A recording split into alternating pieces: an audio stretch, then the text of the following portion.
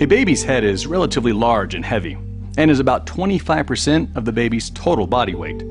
Their neck muscles are usually too weak to support their large head. If a baby or toddler is violently shaken, it takes only a few seconds to do irreversible damage to their brain or other areas of their body. An infant's brain is immature and more easily injured by shaking. The blood vessels around a baby's brain are more vulnerable to tearing, and a baby's small size also increases their risk of injury. During sudden and vigorous shaking, an infant's brain rotates and pitches in different directions within the skull cavity, which can cause a diffuse axonal injury, or DAI. This is an injury that can damage or destroy brain tissue. Blood vessels that feed the brain are torn, and this causes bleeding around the brain. Blood then pools in the skull and sometimes creates pressure and additional brain damage.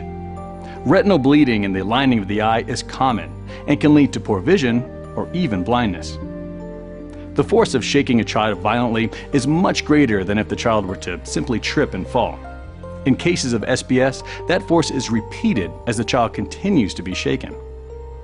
Shaken baby syndrome can have disastrous long-term consequences. Some of these consequences may take years to develop, including a wide range of physical disabilities and behavioral disorders.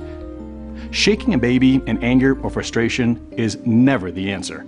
Help is readily available for anyone who's at risk for harming a child.